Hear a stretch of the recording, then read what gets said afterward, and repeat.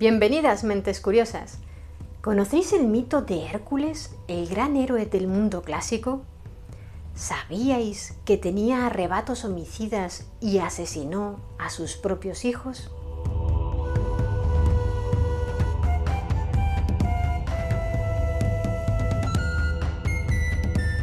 Todos hemos oído hablar de Hércules y de sus famosos 12 trabajos, y en el imaginario colectivo actual apenas reviste complejidad. Es poco más que el arquetipo del guerrero fuerte y valiente.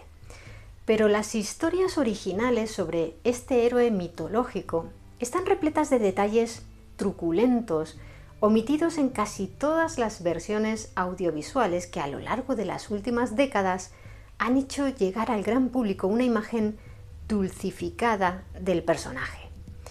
Antes de adentrarnos en sus aventuras, lo primero que conviene precisar es que el mito procede de la cultura griega, donde el semidios era conocido como Heracles. Posteriormente, los etruscos, un pueblo que vivía en el centro de la península itálica y que acabaría siendo absorbido por Roma, transformaron las historias griegas y crearon un héroe llamado Hercle, que en la cultura romana dio lugar a Hércules, el nombre por el que hoy en día es más conocido universalmente.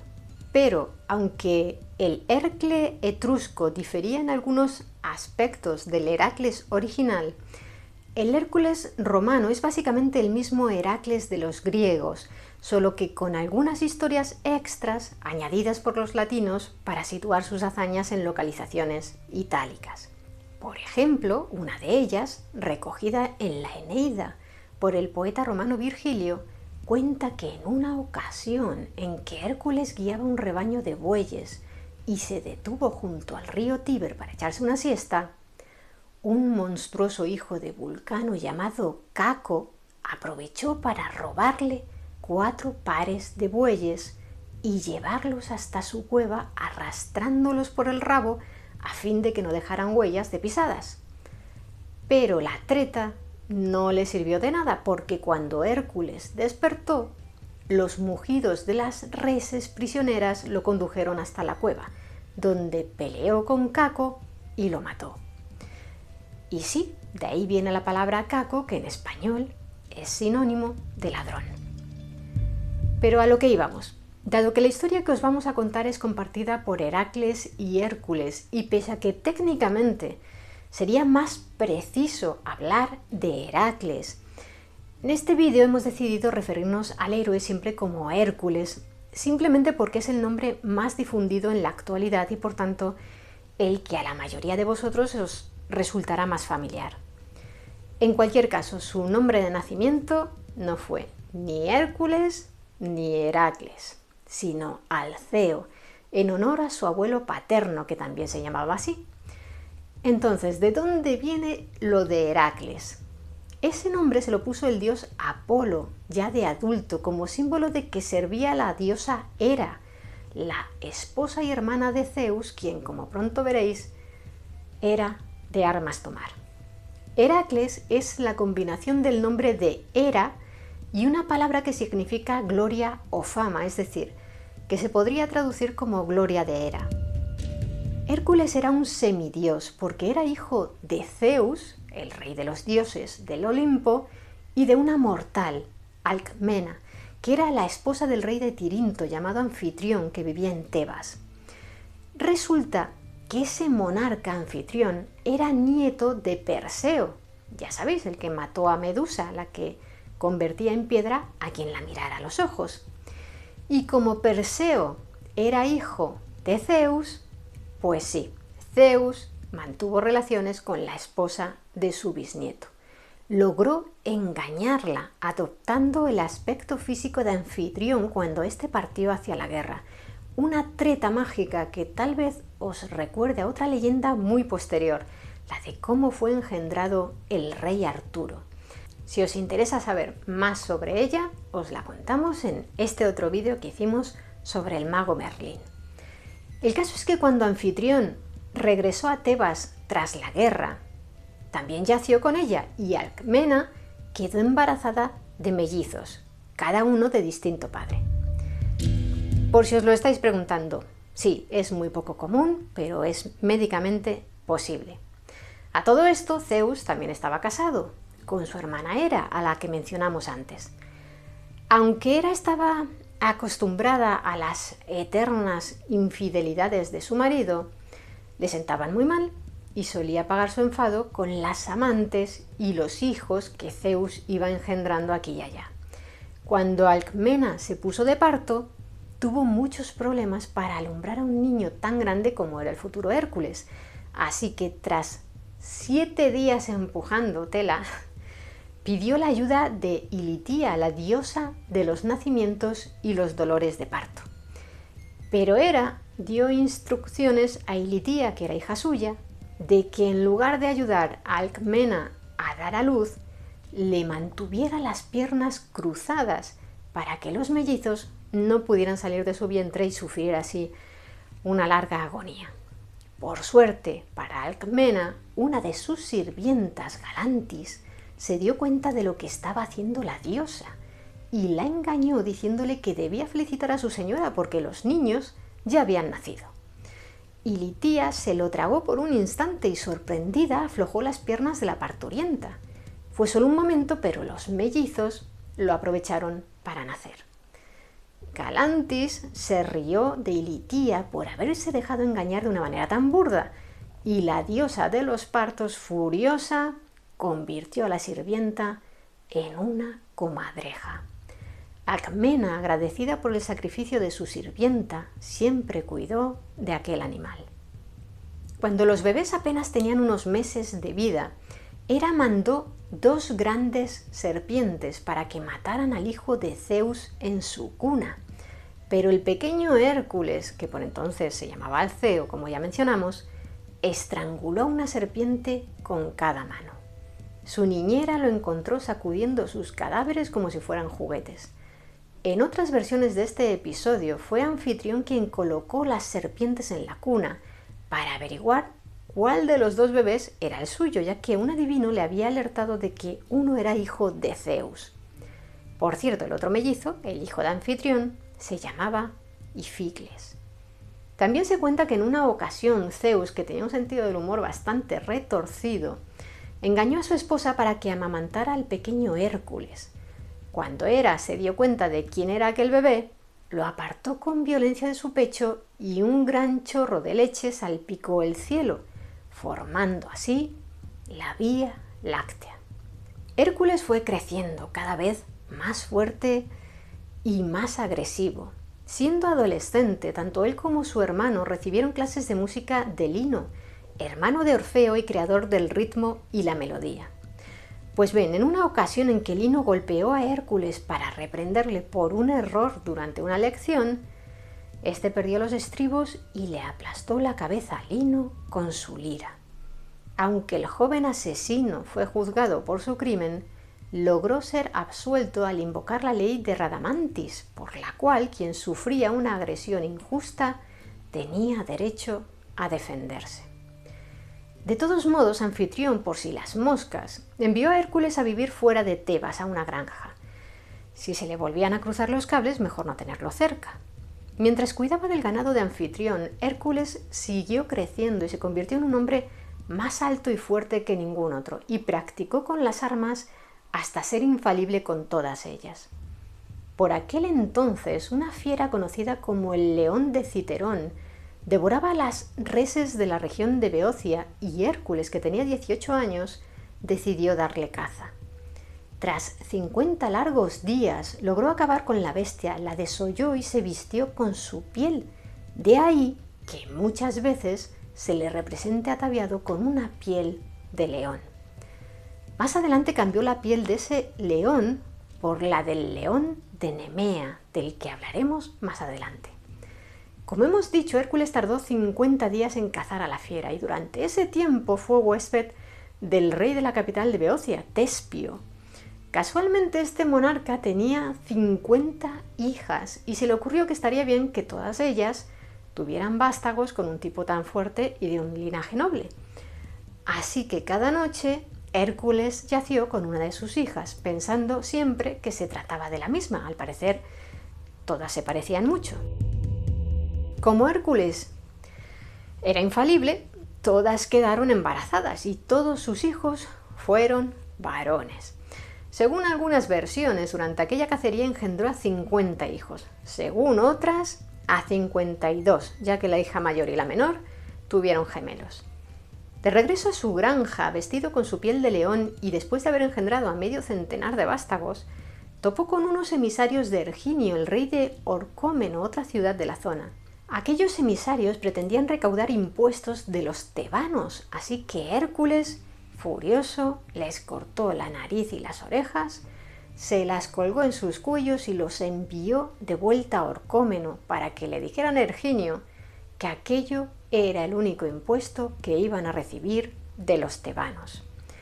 El rey de Tebas, Creonte, muy contento con la gestión fiscal de Hércules, le entregó la mano de su hija, Megara. Además, la hermana pequeña de Megara, Pirra, se casó con el hermano mellizo de Hércules, Ificles. Megara y Hércules tuvieron varios hijos. Los relatos no dicen cuántos, pero la diosa Hera, celosa de la felicidad del hijo de su esposo, le provocó a Hércules un arrebato de locura durante el cual éste mató a su esposa y asesinó a todos sus hijos lanzándolos al fuego. Además, también acabó con la vida de 2 de los hijos de su hermano, Ificles.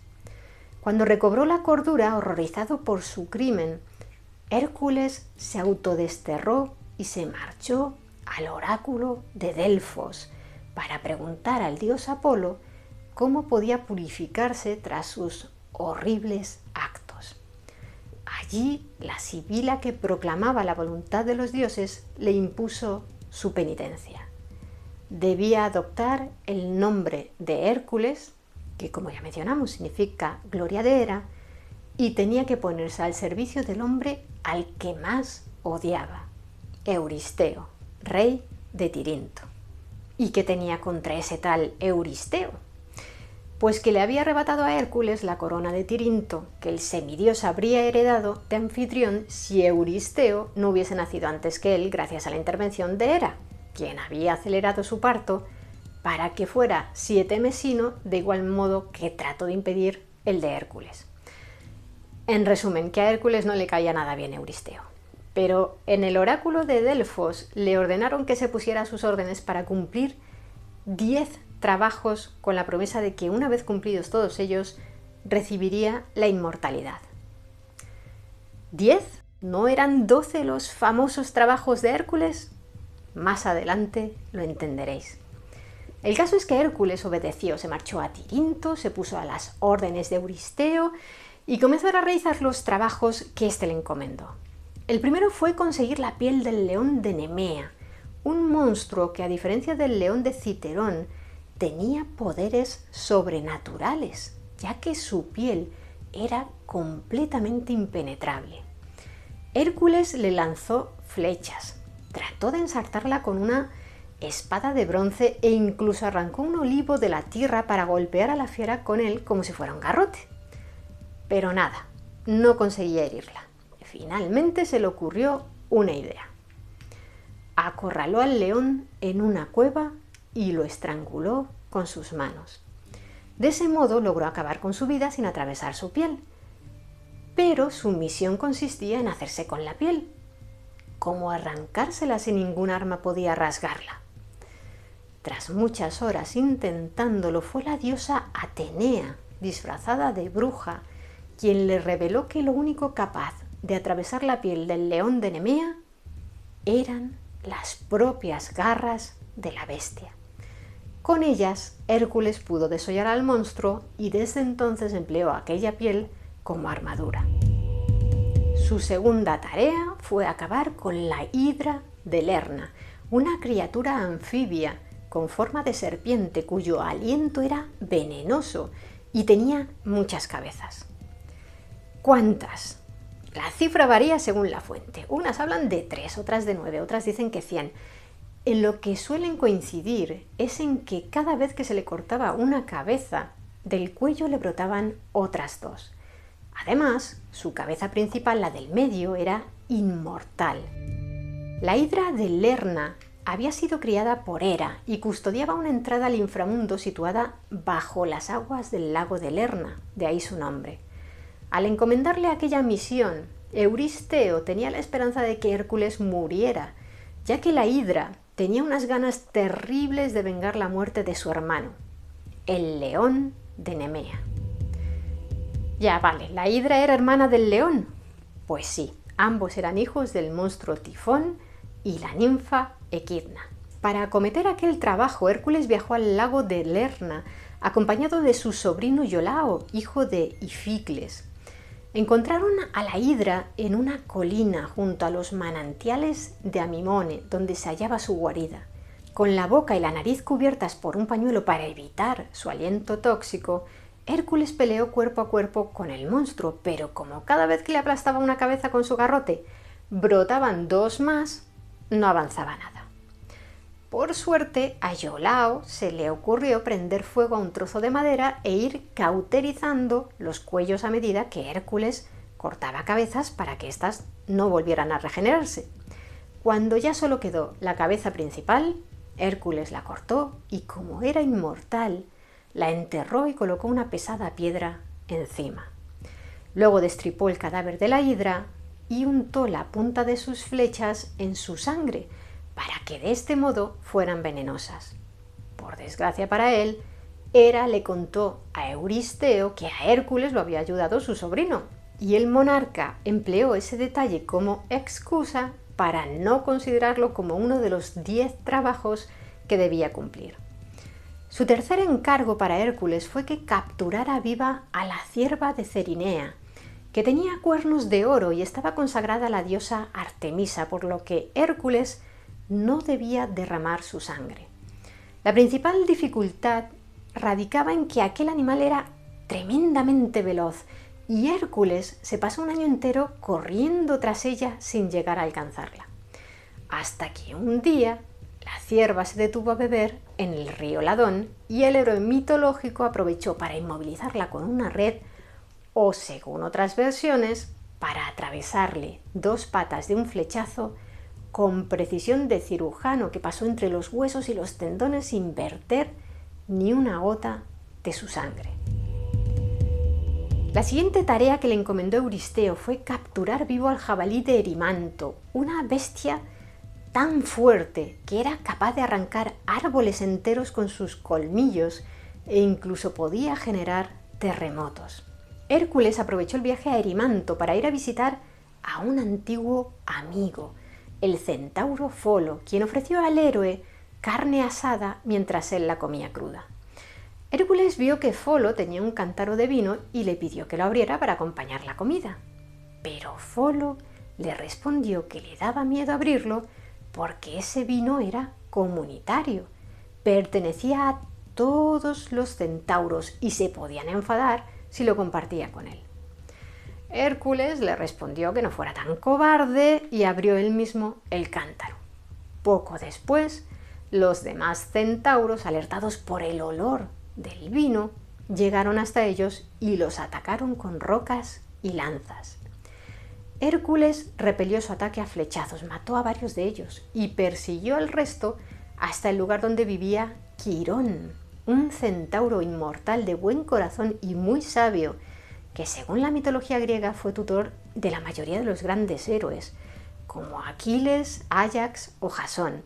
El caso es que una de las flechas de Hércules, que como ya sabéis estaban impregnadas de la venenosa sangre de la Hidra, hirió a Quirón por accidente.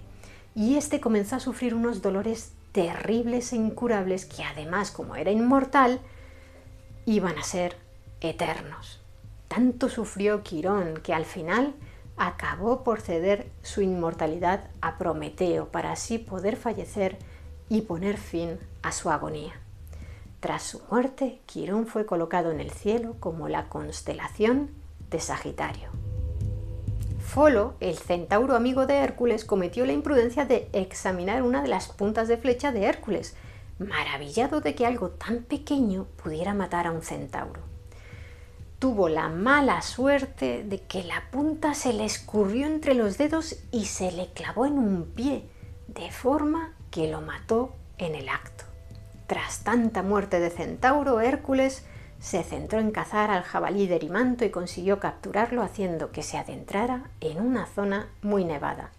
Las patas del jabalí quedaron enterradas en la nieve profunda y Hércules aprovechó para saltar sobre su lomo y encadenarlo.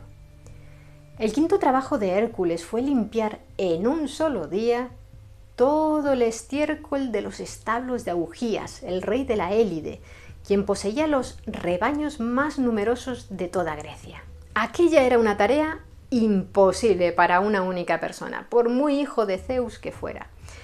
Con ese encargo, Euristeo pretendía humillar a Hércules, verlo derrotado por una tarea que consideraba de baja categoría. Hércules visitó a Augías y sin revelarle lo que le había encargado Euristeo, le ofreció limpiar todo el estiércol de sus establos en un solo día si a cambio Augías le entregaba en pago 1 de cada 10 reses. Augías, incrédulo, aceptó el trato, ya que pensaba que no lograría completar toda la tarea, así que algo limpiaría y no tendría que pagarle. Pero Hércules, aparte de usar los músculos, empleó el cerebro. Como si toda su vida hubiera estudiado para ser ingeniero de canales, excavó un curso de agua en los cimientos de los establos y desvió los cursos de los ríos Alfeo y Peneo, que fluían uno cerca del otro. De ese modo, el agua atravesó los establos y arrastró todo el estiércol a su paso. Por desgracia para Hércules, la incansable Hera le contó a Augías que a Hércules le había encomendado aquella misión Euristeo, así que, al sentirse engañado, se negó a pagarle lo prometido. Además, Euristeo decidió que aquel trabajo tampoco podía contar como parte de los 10 que debía cumplir porque había aceptado cobrar de otro por realizarlo. Y encima, en su opinión, el trabajo lo habían hecho los ríos, no Hércules. Existe una versión larga de este trabajo que incluye un proceso judicial por el impago del rey Augías, una larga guerra, el asesinato del hermano mellizo de Hércules por parte de Augías y la muerte de este a manos de Hércules. Pero en este vídeo no la vamos a incluir porque es muy larga de contar y al pobre Hércules aún le faltan 7 trabajos por completar. El sexto fue acabar con las aves del lago Estínfalo, que eran unos pájaros carnívoros con pico, alas y garras de bronce que atacaban a las personas y al ganado y que, para más inri, echaban a perder los cultivos con sus excrementos venenosos. Hércules se fue para allá y comenzó a lanzarles flechas. Gracias a su puntería derribó a muchas, pero eran tan numerosas que pronto comprendió que sería incapaz de acabar con todas. Por suerte para él, Atenea le entregó una campana de bronce y le indicó que subiera a lo alto de una colina para tocarla. Cuando lo hizo, los pájaros, aterrados, huyeron muy lejos y abandonaron la zona. Su siguiente trabajo fue capturar al toro de Creta.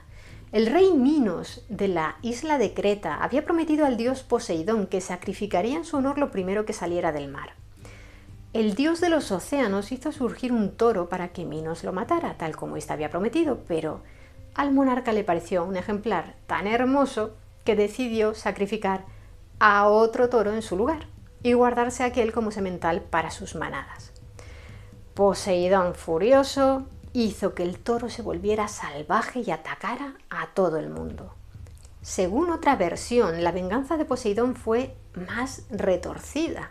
Hizo que la esposa de Minos, Pasífae, se enamorara del toro y engendrara con él al Minotauro, el famoso monstruo al que Minos encerró en un laberinto diseñado por el arquitecto Dédalo.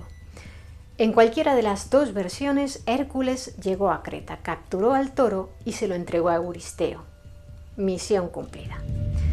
A continuación, Hércules recibió el encargo de robar las 4 yeguas de Diomedes, un gigante que las alimentaba con carne humana.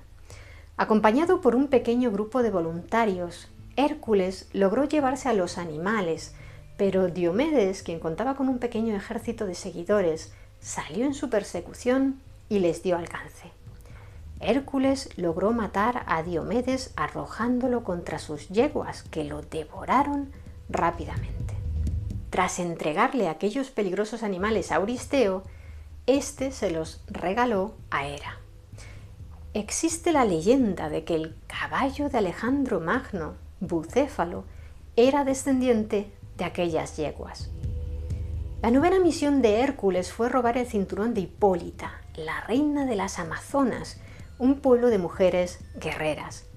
Aquel cinturón había sido un regalo de Ares, dios de la guerra, y para Hipólita suponía un símbolo de estatus. Pero una hija de Euristeo llamada Admete deseaba tener aquel cinturón, así que Hércules, acompañado nuevamente por un grupo de voluntarios, navegó en barco hasta la ciudad de Temiscira, a cuyo puerto acudió Hipólita para entrevistarse con él en su barco. La reina de las Amazonas le preguntó a Hércules el motivo de su viaje, y éste le contó la verdad. Hipólita, generosa, prometió entregarle el cinturón, pero, una vez más, la diosa Hera decidió hacer de las suyas. Disfrazada como una más de las Amazonas, fue propagando entre ellas el rumor de que Hércules y sus hombres estaban secuestrando a su reina. Las Amazonas, furibundas, cargaron a caballo contra el barco de Hércules y éste, al ver el ataque, pensó que Hipólita le había tendido una trampa. Así que la mató, le arrebató el cinturón y tras repeler el ataque del resto de Amazonas, se marchó navegando. Su siguiente trabajo fue otro robo, el del ganado de Gerión, un gigante aterrador formado por 3 cuerpos antropomórficos completos, cada uno con su propia cabeza y extremidades, pero unidos entre sí por la cintura. Vivía en el confín occidental del mundo, en una isla llamada Eritea, hoy desaparecida, que estaba ubicada más o menos donde se halla la actual isla de León, que acoge al municipio de San Fernando, en la provincia española de Cádiz. De camino, Hércules cruzó el desierto del norte de África, donde pasó tanto calor que desesperado empezó a lanzar flechas contra el sol. El astro, que según la mitología griega se llamaba Helios, le pidió al héroe que dejara de hacerlo, y éste le pidió que a cambio le prestara la copa dorada que Helios utilizaba para atravesar el mar cada noche de oeste a este. El sol accedió y Hércules, montado en la gran copa como si fuera un barco, llegó rápidamente hasta el final del mar Mediterráneo. Pero este, para su desgracia, se encontraba cerrado por enormes rocas. Ni corto ni perezoso, Hércules empleó su fuerza para separar aquellas rocas y creó así el estrecho de Gibraltar, la salida del Mediterráneo al océano Atlántico.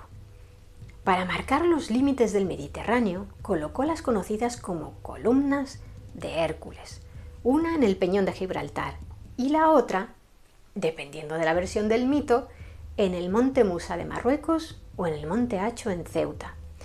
Una vez en Eritea mató a un terrible perro de 2 cabezas llamado Ortro, que custodiaba el ganado de Gerión y se llevó las reses. Cuando el propio gigante Gerión intentó detenerlo, Hércules lo mató partiendo su cuerpo en los 3 que lo conformaban. Fue en el camino de regreso a Grecia con el ganado de Gerión cuando tuvo lugar la leyenda añadida por los romanos que os contamos al principio, esa en la que Caco intentó robarle unos bueyes. El penúltimo trabajo de Hércules parecía el más sencillo: robar las manzanas del jardín de las Hespérides, que eran unas ninfas hijas del titán Atlas. Ya sabéis, ese al que Zeus condenó a soportar sobre sus espaldas el peso de la bóveda celeste. Las manzanas del jardín que cuidaban las Hespérides eran de oro. Como Hércules sabía que las Hespérides no se opondrían a su padre, convenció a Atlas de que cogiera algunas manzanas para él. A cambio, Hércules sostendría los cielos en su lugar durante su ausencia. Atlas accedió y cogió las manzanas. Sin embargo, cuando regresó junto a Hércules, le dijo que eso de soportar todo el peso del cielo le iba fatal para las lumbares y que, pensándolo mejor, prefería no volver a cargar con ese peso. En compensación, se ofreció a llevarle las manzanas a Euristeo él mismo. Hércules, aparentemente resignado, aceptó, pero le pidió a Atlas que, como último favor, le sujetara la bóveda celeste un momentito mientras él buscaba un cojín para ponérselo en la nuca y estar un poco más cómodo. Atlas picó y le sostuvo los cielos, momento que aprovechó Hércules para coger las manzanas y marcharse, dejando al titán de nuevo con su pesada carga.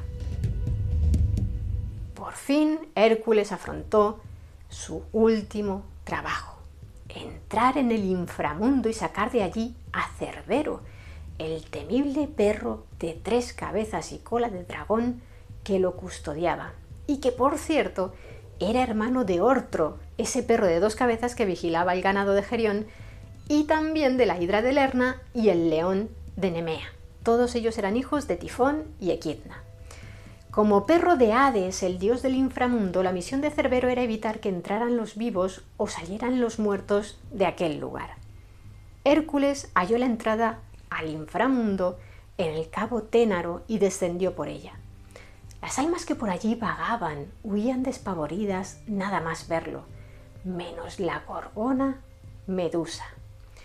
Hércules desenvainó su espada para pelear contra ella, pero Hermes, el dios mensajero del Olimpo, le advirtió de que solo era un fantasma, y no hubo combate. Gracias también a Hermes, Caronte, el barquero de Hades, encargado de llevar a las almas a la otra orilla del río Aqueronte, accedió a transportar a Hércules, que no llevaba un óbolo, la moneda de plata que el barquero solía cobrar a los difuntos por el pasaje. De ese mito procedía la tradición griega de enterrar a los difuntos con una moneda bajo la lengua. Si no tenías el óbolo, debías vagar 100 años por las orillas del Aqueronte antes de que Caronte accediera a llevarte gratis. En algunas versiones, Hércules lanzó una flecha a Hades para dejarlo fuera de combate y luego peleó con sus manos contra Cerbero hasta arrastrarlo fuera del inframundo. En otras, simplemente le pidió permiso a Hades y éste dejó que se llevara a su perro bajo la promesa de no hacerle daño. En cualquier caso, Hércules había completado por fin sus 10 trabajos para Euristeo, que en realidad fueron 12. Por fin había cumplido su penitencia por matar a su mujer, sus hijos y sus sobrinos. ¿Y qué creéis que hizo? Pues volver a matar a un inocente. Tras completar los trabajos de Euristeo, Hércules se marchó a Ecalia, donde reinaba Eurito, quien había enseñado a Hércules a manejar el arco cuando éste era pequeño. Eurito había organizado un concurso de tiro con arco. Quien venciera en él recibiría como premio la mano de su hija Íole. Hércules, al ver a Íole, se enamoró de ella y decidió participar. Por supuesto, ganó. Pero Eurito, que sabía que Hércules había masacrado a su anterior familia y tenía problemas para gestionar la ira, se negó a concederle a su hija en matrimonio. Hércules le dio la razón sufriendo otro ataque de ira y mató a uno de los hijos de Eurito, Ífito, que no solo no le había hecho ningún mal a Hércules, sino que además se había puesto de su lado en su reclamación, pues creía que era justa. Total, que otra vez volvió Hércules al oráculo de Delfos para purificarse y allí le impusieron la penitencia de convertirse en sirviente de la reina Ónfale de Lidia durante 3 años. A Ónfale le gustaba humillarlo haciendo que se vistiera de mujer e hilara mientras ella se vestía con la piel del león de Nemea que pertenecía al semidios. En algunas versiones del mito, al final Hércules y Ónfale acabaron casándose y tuvieron varios hijos. Transcurridos los 3 años de castigo, Hércules se marchó de Lidia y se casó con la hermosa princesa Deyanira. Durante un viaje de la pareja, cuando se disponían a cruzar un río, un centauro llamado Neso se ofreció a llevar a Deyanira sobre su lomo mientras Hércules cruzaba el río a nado. Pero, una vez en la otra orilla, Neso, que se había enamorado de la mujer, salió al galope con ella con la intención de raptarla. Hércules echó mano a su arco y antes de que Neso se perdiera en la distancia, lo mató atravesándole el corazón con una flecha. A punto de expirar, el centauro le dijo a Deyanira que cogiera un poco de su sangre y la guardara, ya que, según le contó, era una potente loción de amor. Cuando creyera que estaba perdiendo el afecto de Hércules, podía usarla y así recuperar su amor. Poco tiempo después, como el voluble Hércules no había olvidado a Íole, aquella princesa que había ganado en la competición de tiro con arco, Regresó a Ecalia, mató al rey Éurito y a toda su familia y raptó a Íole. Para celebrarlo, decidió sacrificar unos bueyes en honor de Zeus, pero como su túnica había quedado hecha unos zorros, tras el combate en Ecalia, le encargó a su mujer Deyanira que le consiguiera una túnica nueva. Deyanira, celosa de que Hércules hubiera peleado tanto por conseguir a Íole, pensó que era el momento de emplear la sangre mágica del centauro Neso para que Hércules volviera a amarla, de modo que untó el interior de la túnica con ella y ordenó a un criado llamado Licas que se la entregara a su esposo. Pero Neso la había engañado. La sangre de centauro era un potente veneno. Cuando Hércules se puso la túnica, notó que su piel ardía.